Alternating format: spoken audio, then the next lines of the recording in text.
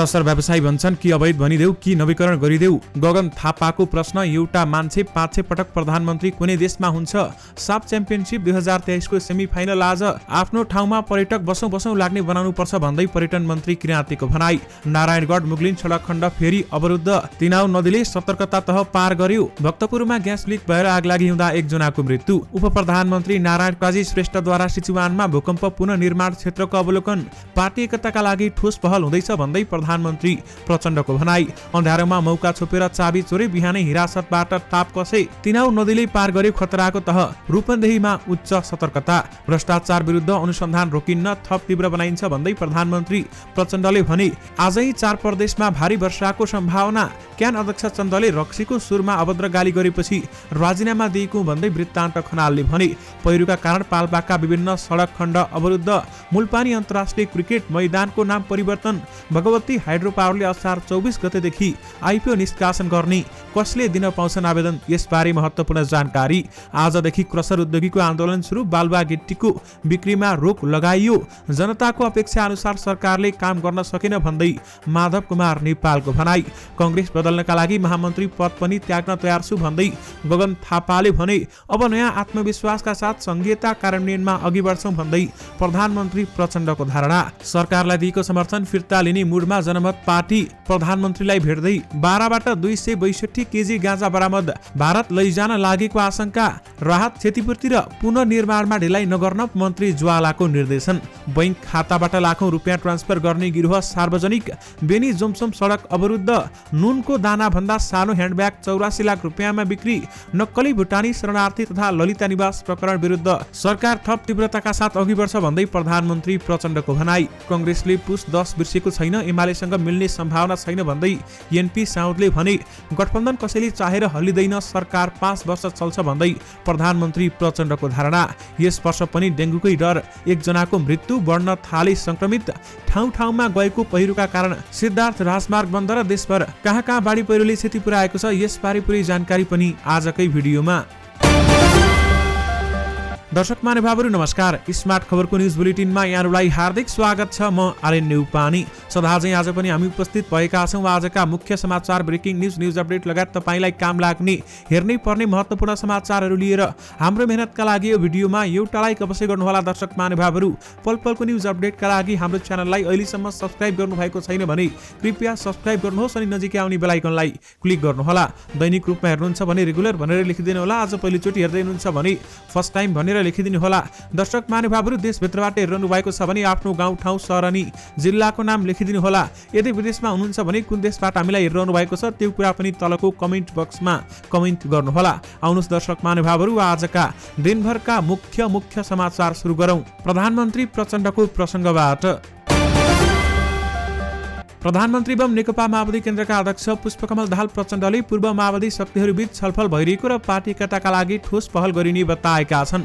आज बिहान पोखरामा उपलब्धि माओवादी केन्द्रका केन्द्रीय सदस्य एवं पार्टी पदाधिकारीसँग अन्तर्क्रिया गर्दै अध्यक्ष प्रचण्डले पार्टी एकतालाई सार्थक बनाउने बताएका हुन्। माओवादी कमजोर हुँदा सिङ्गो परिवर्तन कमजोर हुने बताउँदै उनले एक हुँदा मात्रै देश सही दिशामा अगाडि बढ्ने बताएका छन्। हामी भित्र मात्र थपगढ गरेर पार्टी पुनर्निर्माण हुँदैन। यस पटक सरकारको नेतृत्व लिँदा परिवर्तन र पार्टी राम्रो बनाउने वातावरणका लागि सोचेको थिएँ, उनले भने। त्यसका लागि नयाँ ढङ्गले सोच्दैछौँ। हामीसँग इतिहासको तागत छ, त्याग र बलिदानको तागत छ, जनताले हामी माथि राखेको आशा र भरोसाको तागत पनि छ। त्यसलाई देश निर्माणका पक्षमा लगाउनु पर्छ। अध्यक्ष प्रचण्डले विशेष महाधिवेशन गरेर माओवादीलाई पुनर्निर्माण गर्ने तयारीमा रहेको पनि बताएका छन्। यद्यपि पार्टी एकताका लागि ठोस पहल हुँदैछ भन्दै प्रधानमन्त्री प्रचण्डको भनाइ छ। दर्शक महानुभावहरू, देशभर बाढी पहिरोले वितण्डा मच्चाइरहेको छ। अहिले देशका विभिन्न ठाउँहरूमा बाढी पहिरोले सताइरहेको छ। त्यसैगरी दर्शक महानुभावहरू, यसैबीच एउटा नारायणगढ मुगलिन सडक खण्ड अझै अवरुद्ध भएको खबर आएको छ। नारायणगढ मुगलिन सडक खण्ड अझै अवरुद्ध भएको हो। चितवनको इच्छाकामना गाउँपालिका 5 स्थित तुइन खोला नजिक फेरि पहिरो खसेपछि सडक अवरुद्ध बनेको हो।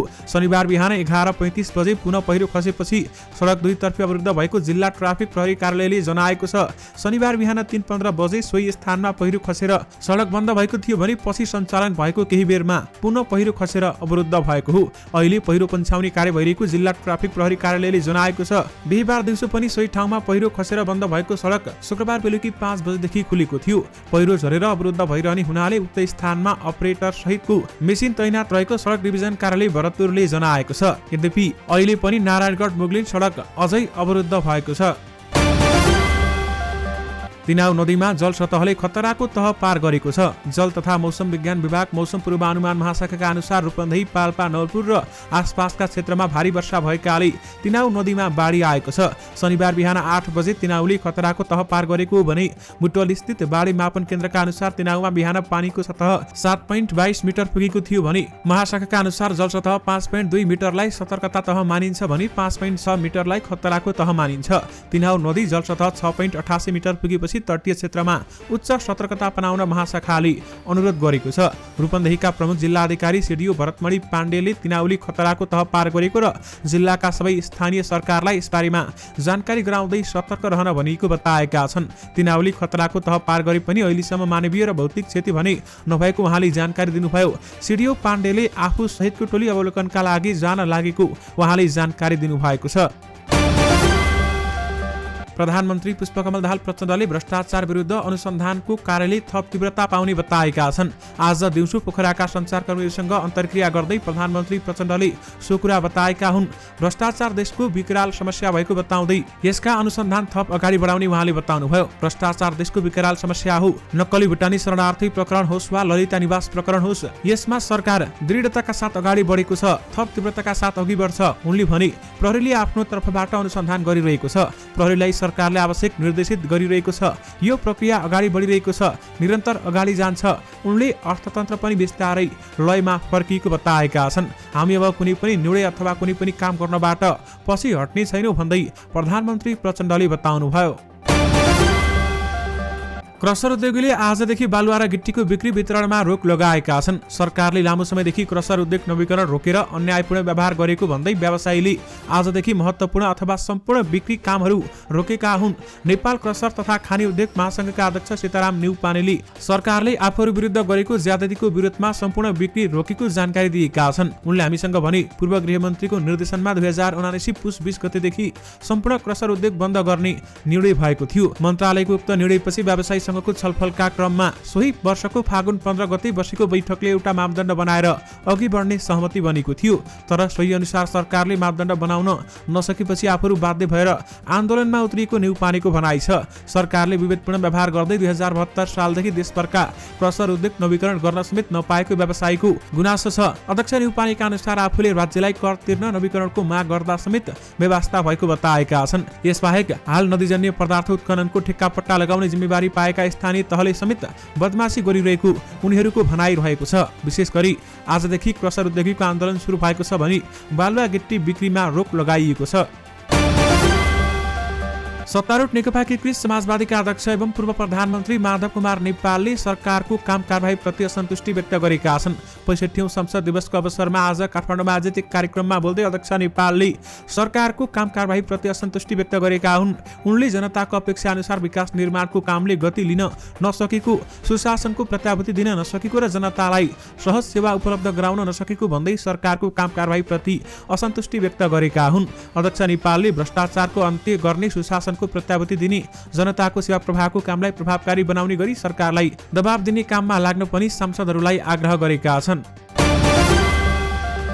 नेपाली कांग्रेसका महामन्त्री गगन कुमार थापाले कांग्रेस बदल्ने अभियानमा आफू लागि परेको बताएका छन्। एउटै व्यक्ति 500 पटक प्रधानमन्त्री बन्ने कुराले पार्टी नचल्ने भएकाले कांग्रेस, एमाले र माओवादी जस्ता पुराना पार्टीहरू आज एकसाथ संकटमा पर्न गएको उल्लेख गर्दै उनले आफूले व्यक्तिको नभई पार्टी नै बदल्ने कुरा गरेको बताएका छन्। नेपाली कांग्रेस दोलखा काठमाडौँ सम्पर्क समितिले शनिबार काठमाडौँमा आयोजना गरेको एक कार्यक्रममा बोल्दै महामन्त्री थापाले डेमोक्रेसीमा एउटै व्यक्ति पटक पटक प्रधानमन्त्री हुने कुनै पनि देश नभएको दावी समेत गरेका छन् भने संसारमा एउटा त्यस्तो देश मलाई बताइदिनुस् जुन देशमा व्यक्ति एउटा नेता 500 पटक प्रधानमन्त्री भएको होस्। कहीँ हुँदैन, कुनै डेमोक्रेसीमा हुँदैन।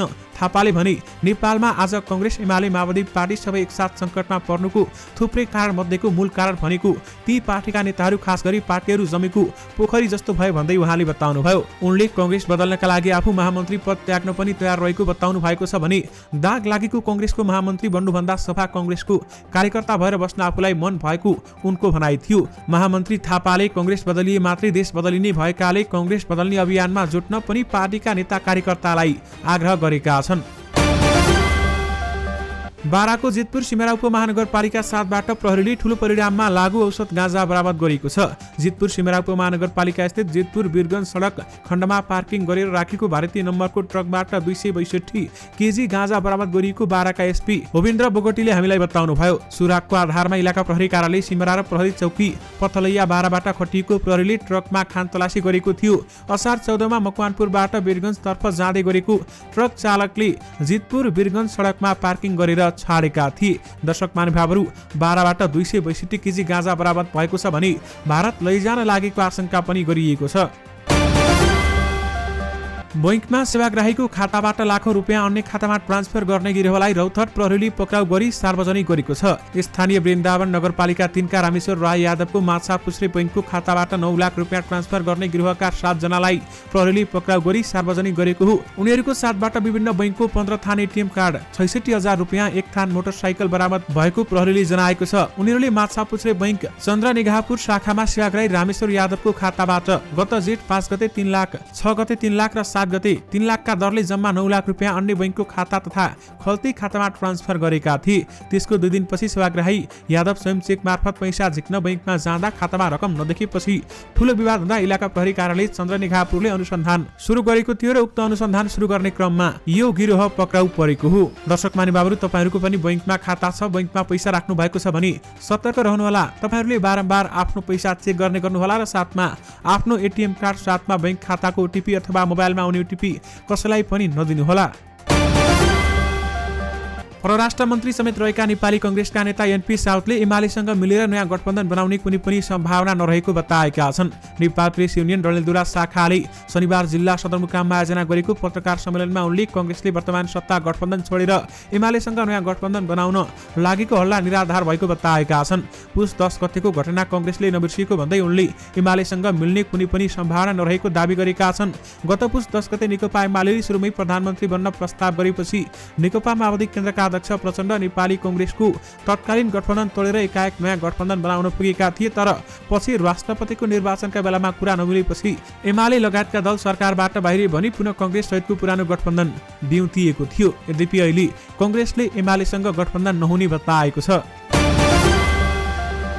अविरल वर्षाका कारण पाल्पाका विभिन्न सडक खण्ड अवरुद्ध भएका छन्। 2 दिनपछि परेको वर्षापछि गएको पहिरोका कारण सिद्धार्थ राजमार्ग, कालीगण्डकी कोरिडोर तथा विभिन्न सडक खण्ड बन्द भएका हुन्। सिद्धार्थ राजमार्ग अन्तर्गत माथागढी गाउँपालिका 1 दैरेनी, बगनासकाली 4, सिरा र रम्बा गाउँपालिका 3 लसुनी नजिकै पहिरो खसेको छ। यस्तै कालीगण्डकी कोरिडोर अन्तर्गत पाल्पाको रम्बा 2 र 3 को सिमानामा रहेको सहरदी खोला पुल नजिकै पहिरो खसेपछि सडक अवरुद्ध भएको छ। बिहीबार रातिदेखि परेको वर्षाले कालीगण्डकी कोरिडोर हिजोदेखि अवरुद्ध भएको हो भने वर्षाका कारण पहिरो हटाउन समस्या भएको छ। सडक पान्थी ढुङ्गा सहित पहिरो खस्ने क्रम जारी रहेको रम्बा 1 का वडा अध्यक्ष ईश्वर काफेले बताउनुभयो। कालीगण्डकी कोरिडोर अन्तर्गतकै रामपुर नगरपालिका 1 स्याउली बजार र साखर्दी खोलाको बीच भागमा पहिरो खसेपछि सडक अवरुद्ध भएको ज्ञानमञ्जरी प्राविका प्राध्यापक दानस मल्लले बताउनुभयो। यस्तै पूर्वी पाल्पा जोड्ने आर्य भन्ज्याङ जबगादी रामपुर सडक खण्डका विभिन्न ठाउँमा पहिरोले सडक अवरुद्ध पारेको छ। रामपुर जोड्ने सडक निस्दी 5 ढुङ्गाबेसी नजिकै पहिरो खसेको छ भने सडक अवरुद्ध भएपछि यात्रु बीच बाटोमा अलपत्र परेका छन्। संस्कृति पर्यटन तथा नागरिक उड्डयन मन्त्री सुदन किराँतीले पर्यटन क्षेत्रको योजनाबद्ध विकास गरेर देशलाई आर्थिक रूपमा सक्षम बनाउन सकिने बताएका छन्। उनले सञ्चालन गरेको हाम्रो सम्पदा राम्रो सम्पदा अभियान अन्तर्गत गृह जिल्ला भोजपुरमा आयोजना गरिएको सरसफा अभियानमा कार्यक्रमलाई सम्बोधन गर्दै उनले नागरिकले आफ्नो क्षेत्रको विकासमा आफैले भूमिका खेल्नुपर्ने जोड दिएका छन्। पर्यटकहरूलाई आकर्षित गर्नका लागि आफ्नो संस्कार, संस्कृति तथा आचरण र वातावरणमा सुधार गर्नुपर्ने उनको भनाइ छ। पर्यटकीय क्षेत्रलाई सफा, सुन्दर र हराभरा बनाउन नागरिक स्तरबाट अगुवाई गर्नुपर्नेमा उनको जोड थियो। पर्यटनको विकासका लागि हाम्रो संस्कार र संस्कृतिको जगेर्नासँगै आफ्नो ठाउँलाई सफा सुन्दर र हराभरा बनाउन आवश्यक छ। मन्त्री किराँतीले भने, हाम्रो सुन्दर देशलाई अझ सुन्दर बनाउने हाम्रो दायित्व हो। आफ्नो ठाउँको विकासका लागि हामीले हप्तामा 2 घण्टा समय दिन सक्यौं भने त्यसले देश निर्माणमा पनि ठूलो योगदान पुग्छ। आफ्नो ठाउँमा पर्यटकलाई बसौं लाग्ने बनाउन आवश्यक रहेको पनि उनले बताएका छन्। आफ्नो घर अगाडि फोहोर होइन फूल भन्ने अभियान सञ्चालन गर्नुपर्ने मन्त्री किराँतीले बताउनुभयो। यसका लागि नागरिकले हप्तामा 2 घण्टा श्रमदान गर्ने बानी बसाल्नु पर्ने उनको भनाइ छ। उनको अगुवाईमा जिल्ला अस्पतालसँगै बजार क्षेत्रको सरसफाई पनि गरिएको छ। आफ्नो ठाउँमा पर्यटक बसौं लाग्ने बनाउनु पर्छ भन्दै मन्त्री किराँतीले बताउनुभयो। भक्तपुरमा ग्यास सिलिन्डर लिक भई आगलागी हुँदा एकजनाको मृत्यु भएको छ। सूर्यविनायक नगरपालिका 9 पलासेका 33 वर्षीय रामकुमार सार्कीको मृत्यु भएको जिल्ला प्रहरी परिसर भक्तपुरले जनाएको छ। सार्की असार 1 गते आफ्नै घरमा ग्यास लिक भएर आगलागी हुँदा जलेर गम्भीर घाइते भएका थिए। उनको उपचारका क्रममा आज बिहान कीर्तिपुर वन अस्पतालमा मृत्यु भएको छ।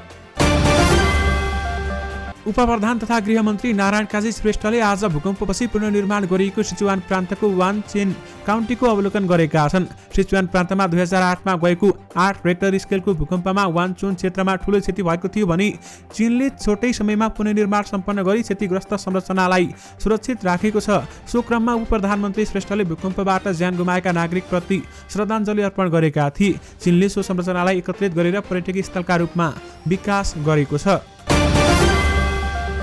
हाल देशभर मनसुनी वायुको प्रभाव रहेको छ। जल तथा मौसम विज्ञान विभाग मौसम पूर्वानुमान महाशाखाका अनुसार अहिले देशभर आंशिकदेखि सामान्य बन्दै रही गण्डकी र लुम्बिनी प्रदेशका केही स्थानहरूमा र बाँकी प्रदेशका थोरै स्थानहरूमा हल्कादेखि मध्यम वर्षा भइरहेको छ। दिउँसो देशभर सामान्य बन्दै रहेको थियो भने महाशाखाका अनुसार दिउँसो गण्डकी लुम्बिनी कर्णाली र सुदूरपश्चिम प्रदेशका धेरै स्थान तथा बाँकी प्रदेशका केही स्थानहरूमा हल्कादेखि मध्यम वर्षा भएको थियो।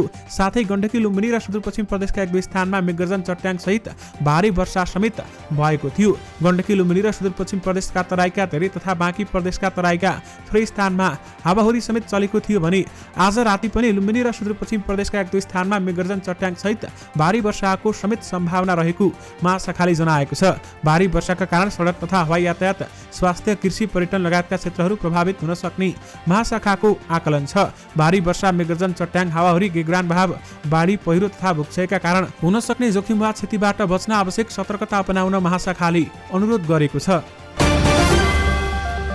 प्रधानमन्त्री पुष्पकमल दाहाल प्रचण्डले राष्ट्रिय समन्वय परिषदको बैठक सफलतापूर्वक सम्पन्न भएको र यसले पोखरा घोषणा मानिने गरी महत्त्वपूर्ण निर्णयहरू भएको बताएका छन्।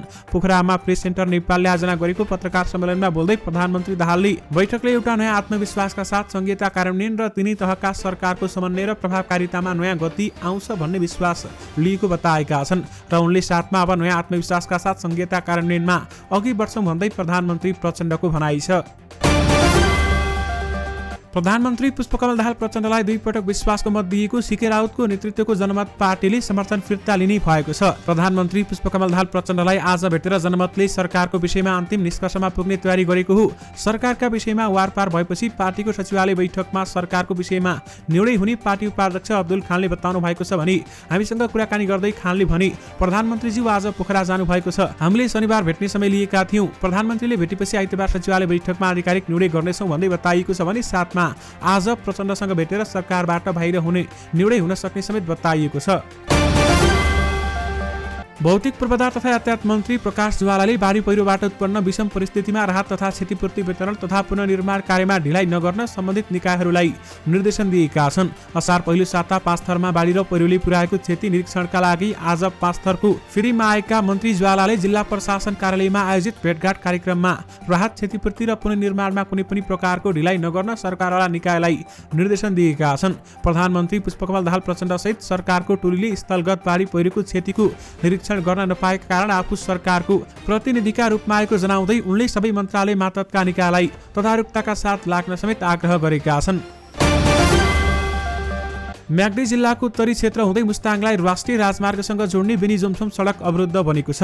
म्याग्दीको रघुगङ्गा गाउँपालिका 2 बेसरी र अन्नपूर्ण गाउँपालिका 2 भरुङ तातोपानीमा खसेको पहिरोका कारण 76 किलोमिटर दूरीको बेनी जोमसोम सडकमा आज बिहानदेखि सिधा यातायात सेवा अवरुद्ध बनेको हो।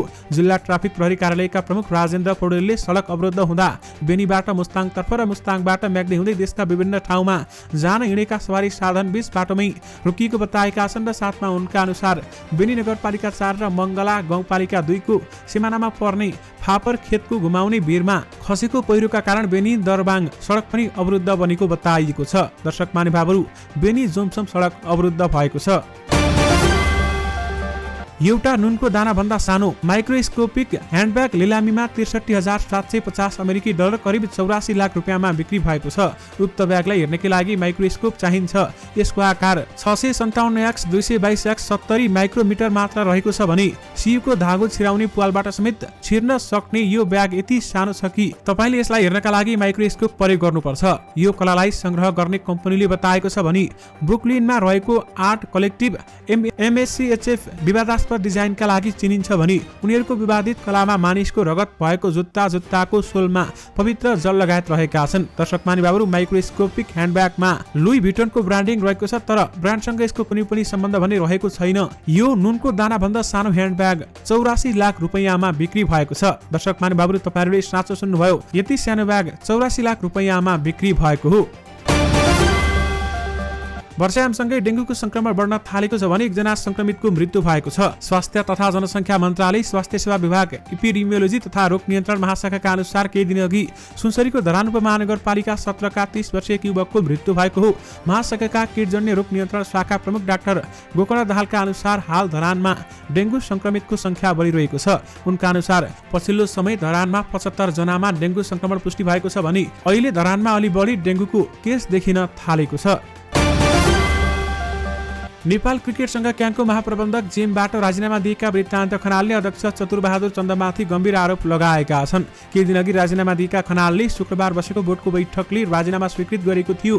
खनालको राजीनामापछि क्यानले क्रिकेट म्यानेजर विनोद दासलाई कार्यवाहक जिम्माको जिम्मेवारी दिएको छ। राजीनामा दिनेको कारणबारेमा खनालले शनिबार फेसबुकमा लेखेका छन्। उनले भनेका छन्, क्यान अध्यक्ष चन्दले रक्सीको सुरमा अभद्र गाली गरेपछि मैले राजीनामा दिएको हुँ।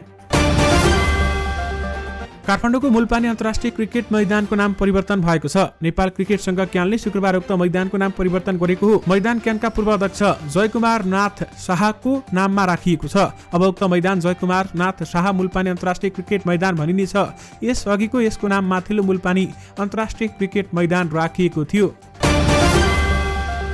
भगवती हाइड्रोपावर डेभलपमेन्ट कम्पनीले असार 24 गतेदेखि प्रिमियममा आइपिओ निष्कासन तथा बिक्री खुला गर्ने भएको छ।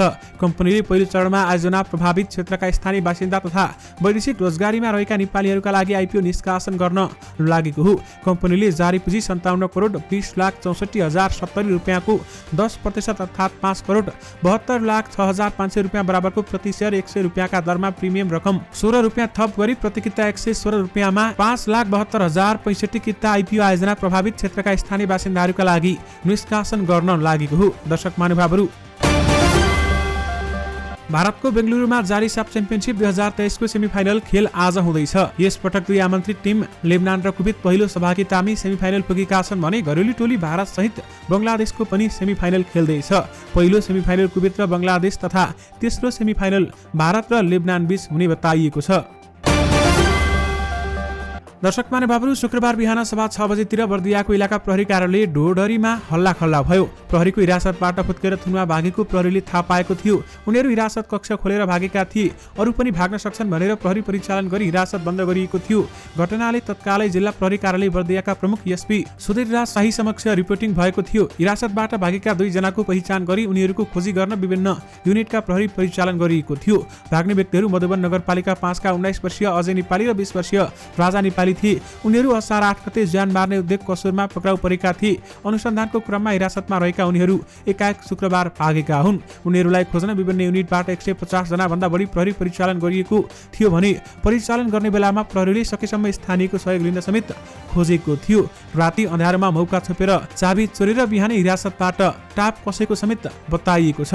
दर्शक महानुभावहरू, यससँगै तपाईहरुमा आज दिनभरका सबै मुख्य समाचारहरू राखिसकेका छौं। फेरि पनि तपाईहरुमा नयाँ मुख्य समाचारहरूको साथमा उपस्थित हुने नै छौं। अहिलेलाई भने मलाई बिदा दिनुहोस्। नमस्कार।